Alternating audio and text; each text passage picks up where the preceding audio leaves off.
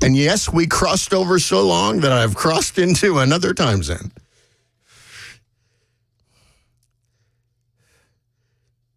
It's good to be with you. I'm trying to get my email open here. Let me see what happens if I do this. Did you catch my poor quality remix on the intro there? I did. That was very cool. I think that needs to be, no pun intended, part of the mix. I cannot figure out how to get my email open. Let me do this. So, and this is the perfect day to be like just muddled and slow and no. See, now, the AI automatically comes on and pops up, and it's like, I don't want that. I'm just trying to open my email, dude. I'm just trying to open my email. So, second gentleman. Speaking of your email, I have a little bit of a bone to pick with you. Yeah, well, hey, get in line. I saw your notes that you emailed me your notes, and I noticed in there that you said you were going to mention that you were working with me today, which was I'm one of the few people that's been in the music business longer. Well, as long than you have. As long. No, you used the word longer. Well, I'm old, so things get messed up.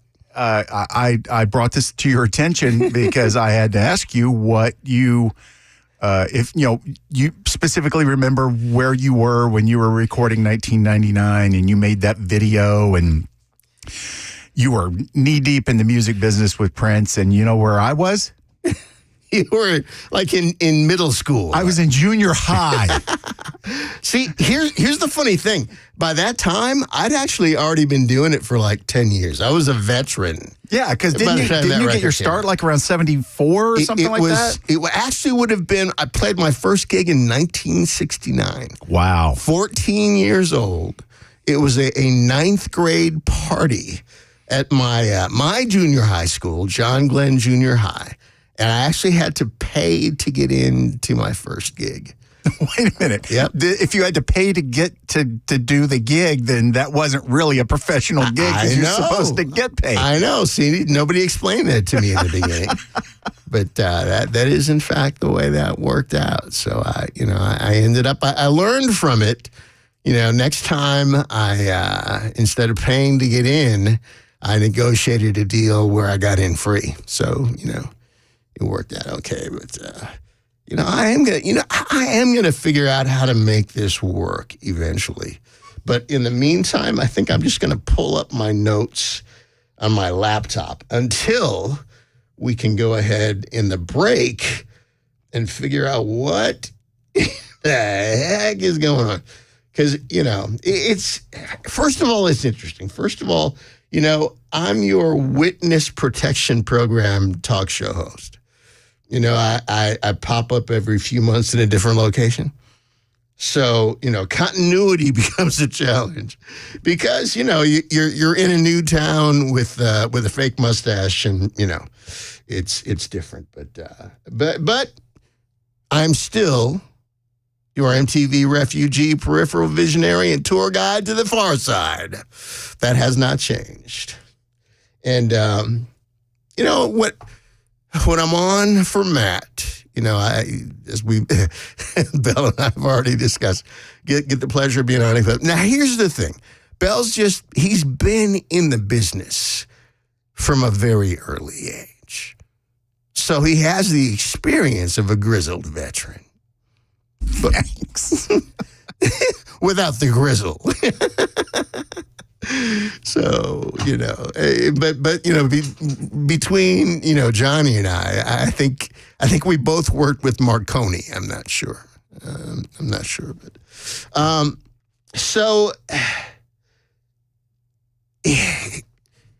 as the great Reggie Jackson, was called Mr. October, I'm thinking about calling myself Mr. 5th of July. Because it's like this is the second year in a row that I'm in on the 5th of July. In on the 5th of July. So, I'm thinking about, branding it. I'm going to make myself, if Reggie could be Mr. October, I could be Mr. 5th of July. And at the same time, it's like, do you really want that tag? Let me talk to my wife about it. She might have a different opinion. But at any rate, no, it's good to be here. It's always good to be here. Good to be back. And I'm thinking about doing this just to kind of give myself time to acclimate, see if I can get my brain cells to start to fire again. Yeah, I gotta stretch for a few more seconds. Now, I will say this. I'm going to do something different than I would normally do. Because, Mr. Murphy, the inimitable Mr. Murphy, is the king of, all he's got to do. He comes on air and there's like 50 phone lines lit up. He's the king of people call in the night before. People camp out in the parking lot to call in. So, and I'm more from the Rush Limbaugh school, I just kind of like the shark in Jaws, I kind of take that line and run deep, and I'm going to take us out where the buses don't run and where there's no tracks in the snow, because that's just more kind of the way my brain works. That's more the way I'm wired. But I understand why Rush would only take calls on Friday, because he just had, his mind was on his money and his money was on his mind. No, he just had stuff that he wanted to talk about. And once he started riffing on things, I mean, he could just riff, for a week and a half. And I get that. But, if you don't take the time to smell the roses and talk to the people, and hopefully not smell the people. It depends on if they smell good. But, you have to it's like any relationship. You got to cultivate it. So today, like I said, we're going to do something that's different for me. We're going to try to spend as much time on the phone as possible. So after our first break, I'm gonna have Belle go ahead and open up the phone lines and just start it now. Just get this party started. Start calling in, and I'll tell you what we're doing, because we're doing something specific. I've always got a theme. The guy that came up with what was the thing? The Friday thing I came up with a long time ago in a galaxy far, far away. Something, but you got to have a theme. You got to have it. All God's cheering. Got to have a theme. But anyway, we're gonna do this. I'm gonna take my break so that I can figure out what in the wide world of sports is happening with my email, and we'll be right back. WTN Super Talk 99.7. Des Dickerson with you in for Matt Murphy. We're gonna have fun today, and I know you're already having fun, but it's gonna get funner. We'll be right back.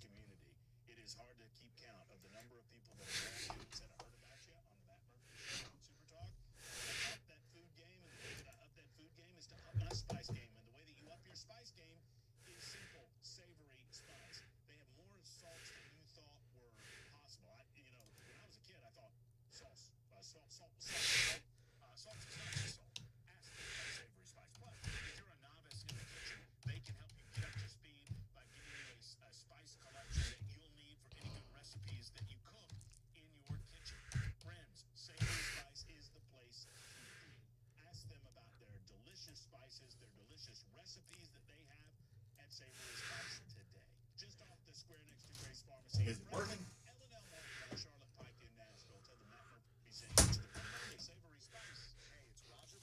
think I'm getting there. Let me see if this does it. Because okay. Yeah, that wouldn't be good. More people have reached my account than Stormy Daniels. Per month in overall expenses. I'm talking life-changing money. Your money that you have access to right now. Listen, if you're ready to get control of your finances and get off the hamster wheel, call Loan Pronto. We can get approved for Express equity line of credit in just minutes, and we can there it is. Okay, it should be in this thread though. I don't know why this like minimized on me. I guess I can. 615-499-5780. Equal housing lender. NMLS 166-1781. Subject to lender approval. There we go. ConsumerAccess.org. Awesome. You have a problem with the IRS, believe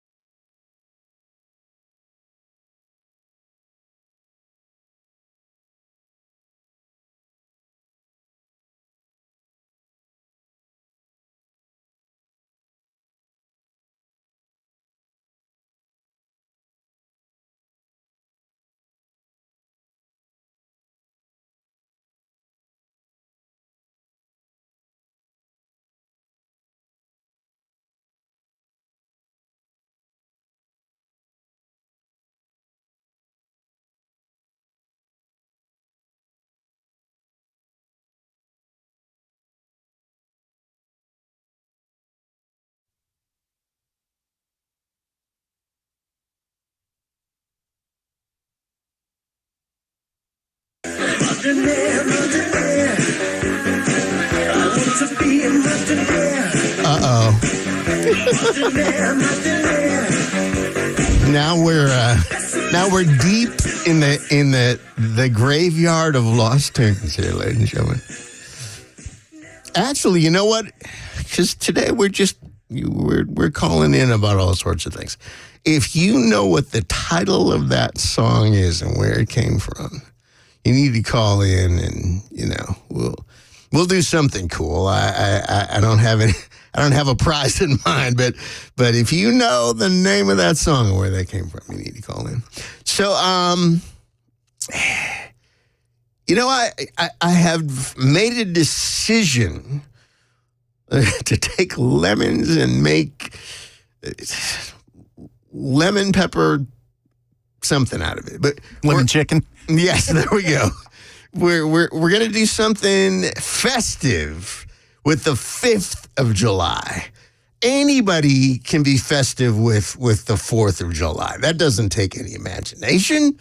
People have been doing that for years now. But the 5th of July, that's a whole other thing. So here's what we're going to do.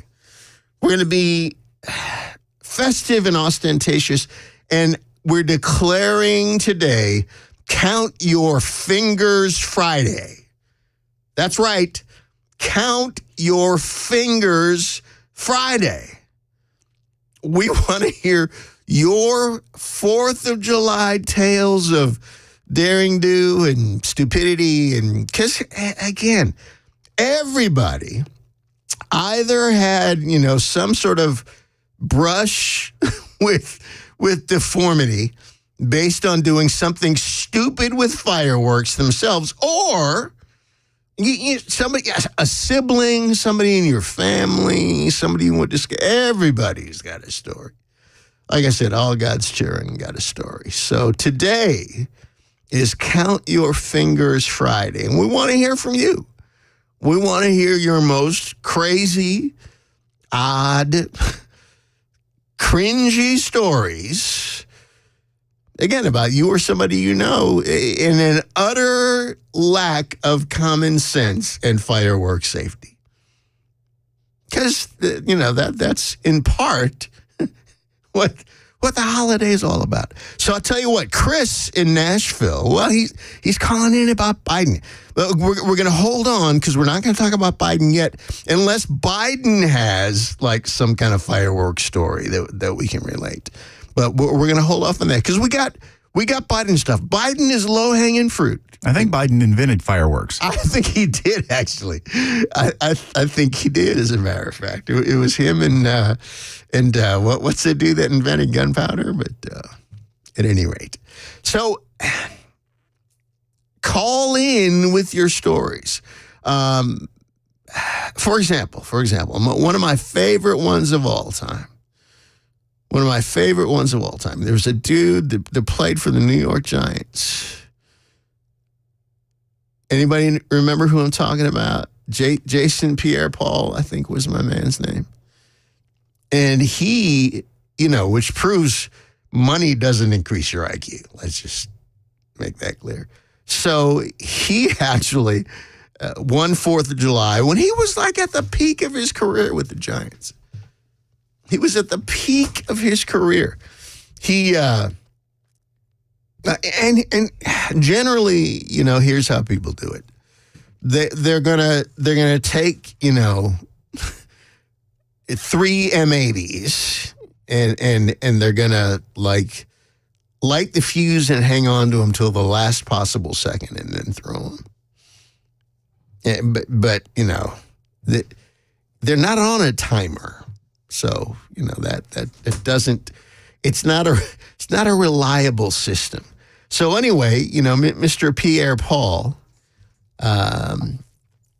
he ended up, I think, blowing 3 of his fingers off of his hand. Professional football player.